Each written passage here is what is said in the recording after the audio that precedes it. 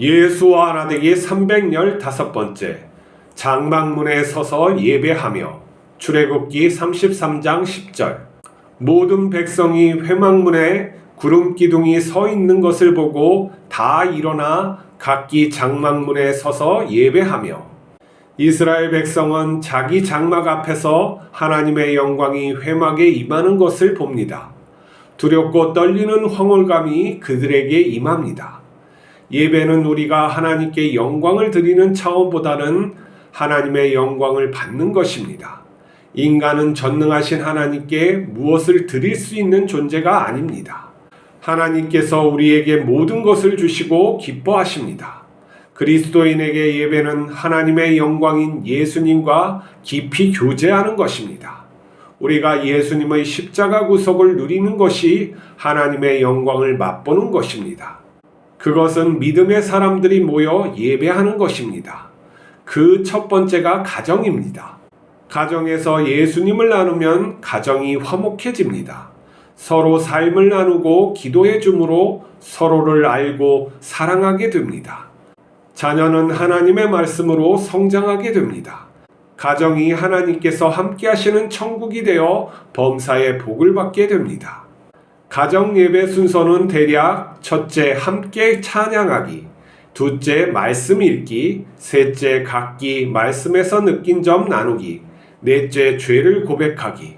상대가 죄를 고백하면 예수님의 이름으로 죄사함을 선언하며 진심으로 용서하기. 단 자기 죄를 말할 때는 듣는 사람의 수준을 고려해서 합당하게 말해야 합니다. 다섯째 기도 제목 나누기. 여섯째 마무리 기도. 예배에서 부모가 자녀에게 죄를 고백하고 용서를 구하는 것은 어렵습니다. 하지만 예수님께서 우리에게 주신 은혜로서 그대로 행하면 인격이 성장합니다. 부모가 자녀에게 죄를 고백하고 용서받는 것은 자녀를 겸손하고 진실하게 만듭니다. 우리는 예수님을 따르며 서로를 진실히 사랑해야 합니다. 그것이 하나님께서 받으시는 영과 진리로 드리는 예배입니다. 우리는 각자 문제가 있습니다. 개인에게도 문제가 있고 또 가정에도 문제가 있고 사회에도 문제가 있는 것이죠. 근데 이 문제의 원인을 바깥으로 돌리면은 문제가 더 복잡해지게 되어 있습니다. 문제의 본질을 알아야 되는데 그것은 우리가 하나님과의 깊은 교제로 되었을 때 그 문제를 정확히 볼 수가 있습니다. 왜냐하면 나의 욕망을 내려놓지 않으면 문제의 근원적인 것이 나라는 것을 잘 모르기 때문에 그러는 거죠. 그리고 문제를 해결할 방법은 나부터 고쳐나가야지 되는 것입니다. 다른 사람을 고치기는 너무나도 어렵죠. 내가 사회를 고친다. 사회의 어떠한 제도적인 것은 고칠 수 있지만 근본적인 개개인의 문제를 해결해 줄 수는 없습니다. 물론 어느 정도 도움이 되겠지만 본질은 그런 것이 아니라는 것이죠. 우리 마음의 행복감, 그리고 안정감, 그리고 자기 자존감을 얻기 위해서는 나의 인격이 성장하지 않으면 안 되는 것이죠.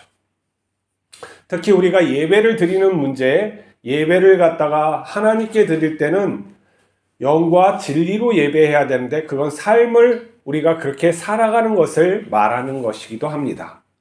우리가 하나님께 무엇인가 드릴 수 있다는 착각 속에서 벗어나야 되는 거죠. 다른 말로 하면 우리가 하나님의 나라를 만들 수 있다는 생각을 잘못된 것이에요. 하나님의 나라는 우리가 들어가는 것이지 거기에서 우리가 또 일구어서 확장하는 그런 것이 아니에요. 하나님의 나라는 이 세상 모든 것이기 때문에 그래요. 근데 거기에서 이탈을 해서 자기가 성을 쌓고 자기 나름대로의 어떠한 제국을 건설하려고 하는 마음 때문에 이러한 모든 문제가 더 커지게 되는 것입니다. 종교의 문제도 그런 것이죠. 제도가 생기고 사람이 많아나면 제도가 생기죠. 그리고 더 그것을 갖다가 유지하기 위해서 더 키우기 위해서 욕망을 가지고 하다 보면은 본질을 잃어버리고 이런 성장이 마치 하나님께서 주시는 축복이라고 생각을 하게 됩니다. 우리가 다시 뒤돌아보면은 우리가 하나님 앞에서 어떻게 살고 있느냐가 나의 천국된 삶인데 무엇인가 성취해야 된다는 그런 착각 속에서 살아가기 때문에 문제가 일어나는 것이고, 그것이 또 신앙화되면서 더 문제를 꼬이게 만드는 것이죠. 이 정치적으로 그냥 해결해 버리면 되는 것을 갖다가 신앙이 들어와 가지고 그걸 꼬이게 만든다면은 마치 신을 위해서 싸우자 하는 그러한 잘못된 것으로 드러나게 되고, 심지어 자기가 테러를 저지르면서도 신의 뜻이라고 얘기를 하는 것이죠. 신을 모독하는 자는 우리가 때려 죽일 대상이 아닙니다. 기도하고 사랑해야 되고 신께서 스스로 심판을 하시게끔 그 자리를 하나님께 내어드리는 것이 올바른 것이에요. 하나님도 심판하시지 않는 것을 우리가 때려 죽이겠다고 하면 반대 입장도 똑같은 거죠. 우리가 때려 죽어야 되는 입장이 되는 것입니다. 이런 미련한 것을 하면서 살아가는 게 지금의 세상이 되겠죠. 자, 우리가 예배를 해야 되는데 예배를 갖다가 하나님과 하는데 하나님과 사귀는 것을 말하는 것이죠. 하나님의 영광을 우리가 누리는 것을 말하는 겁니다. 그것은 가정부터 예배가 되어야 돼요. 혼자라도 가정에서 다 예수님을 안 믿겠다고 하고 예배하는 게 싫다고 그러면 혼자라도 가정에서 예배를 드려야 되죠. 그리고 동참할 수 있는 일을 갖다가 찾아야 되겠죠. 그 가정에서. 그래서 둘이서 예배 드리는 수 있는 게 좋고, 기왕이면 다 가정이 다 예배를 드리면 더 좋겠죠. 그래서 그 예배가 가정에서 일어남으로써 그 가정이 하나님의 나라가 되고 하나님의 천국이 되어서 하나님과 더불어 살아가는 것이 가정부터 이루어져야 돼요. 그래서 인격이 예수님의 말씀, 삶 이런 것으로부터 우리가 배양되어야 되는 것이죠. 경직된 예배가 아니라 하나님 안에서 모두 같은 동등한 형제 자매로서 입장을 가지고 해야 돼요. 부모, 할아버지라고 해가지고 손자, 자식들을 갖다 함부로 대하는 것은 아닙니다. 동등한 하나님의 자녀로서 말씀을 나누고 죄를 고백하고 또 용서해주는 그런 것들이 있어야 돼요. 이게 자기 죄를 말한다는 게 쉽지가 않아요. 자존심이 상하고 어떠한 자기의 부끄러움을 드러내는 것이기 때문에 그러한 부모로서 또 어른으로서 한다는 것은 굉장히 어려운 일이에요. 그러면 자식은 그걸 보고 저 못난 엄마, 못난 아빠 이렇게 생각할까요? 아니에요. 내 부모도 저렇게 하나님 앞에서 겸손하게 죄를 고백하고 또 나에게 잘못한 것을 저렇게 얘기하고 용서를 구하는구나 해서 겸손을 배우는 거예요. 그러면 자녀가 자기 죄를 안 말하겠어요? 자기 생각을 안 말하겠어요? 그러니까 예배가 어떤 것입니까? 자기의 속을 드러내고 하나님 앞에 치유함을 받고 서로 용서하고 서로 기도해 줌으로써 연대가 이루어지고 정말 내 살부치처럼 느껴지는 그러한 천국의 삶이 일어나는 것이죠. 이것이 확대되어서 교회 공동체에서도 똑같이 일어나는 거예요. 우리가 죄를 갖다 서로 고백하는 게 초대교회의 어떠한 예배 중에 하나였어요. 자기의 죄를 갖다가 고백하면 공동체가 그것을 듣고 그를 위해서 기도하고 용서함으로써 다시 받아주는 그러한 것들이 예배에 있었는데, 지금은 부끄러워서 그거 할 수 있나요? 그런 것은 굉장히 어렵죠. 그리고 잘못 말하면 어떻게 돼요? 내가 믿고 말았는데, 내가 목사님한테만 얘기했는데 이걸 어떻게 들었을까? 사실은 목사님이 얘기하지 않았어요.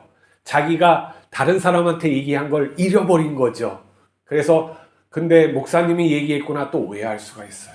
우리가 그런 예배의 문화가 이렇게 정착되지 않으면 죄를 갖다가 공중에서 얘기하는 건 굉장히 조심스럽게 해야 돼요. 하지만은 우리가 믿을 수 있는 그런 예배에 진실한 사람들이 있다면은 죄를 서로 고백하고 용서해주고 나눠주는 것이 필요한 것이죠.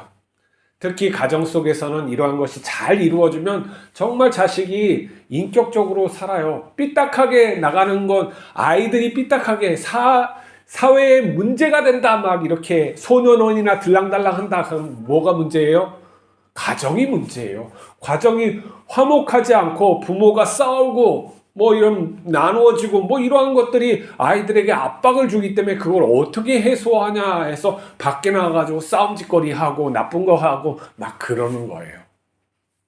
그 아이를 탓하기 전에 부모가 어떻게 살고 있는지, 그리고 사회가 그것을, 그 문제에 대해서 어떻게 좀 더 배려해주고 그렇게 하지 못하고 있는지 잘 뒤돌아 봐야 되는 것이죠. 그래서 문제를 갖다가 지적하고 그 전에 그를 사랑할 수 있는 마음이 우리에게 바탕이 돼야 되는데 이게 우리의 힘으로 안 된다는 거예요. 그래서 하나님으로부터 오는 예수 그리스도의 십자가 사랑으로부터 오는 그 무한한 사랑을 우리가 충족감을 가지고 이것으로 말미암아, 이 은혜로 말미암아 조금씩 이웃을 사랑하게 되는 거예요. 없는 것을 퍼줄 수는 없잖아요.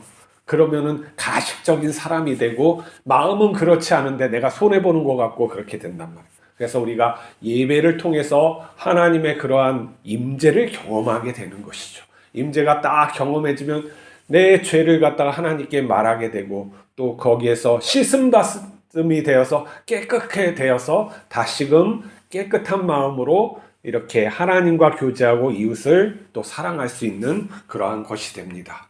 우리가 장막문에 서서 그 영광을 바라보듯 우리의 삶 속에서 그 영광을 바라보는 오늘 하루가 됩시다. 기도하시겠습니다. 거룩하신 하나님 아버지, 우리에게 항상 영광과 기쁨으로써 다가오시는 분인 줄 믿습니다. 우리가 하나님을 깊이 첫 번째 만나는 그런 시간들을 가질 수 있게 하여 주시옵소서. 가정에서, 나의 골방에서 하나님과의 친밀한 관계를 가지고 살아갈 수 있게 하여 주시고, 하나님을 만나고자 우리가 찾을 때 하나님 임하여 주셔서 우리의 마음을 깨끗게 하여 주시고 밝게 하여 주시고 또 평안하게 하여 주시옵소서. 그러므로 말미암아 내 이웃에게 진실이 다가가고 하나님의 사랑을 나누어줄 수 있게 축복하여 주시옵소서. 오늘도 동행하여 주시고 또 지켜 주시옵소서. 우리 주 예수 그리스도 이름으로 기도하옵나이다. 아멘.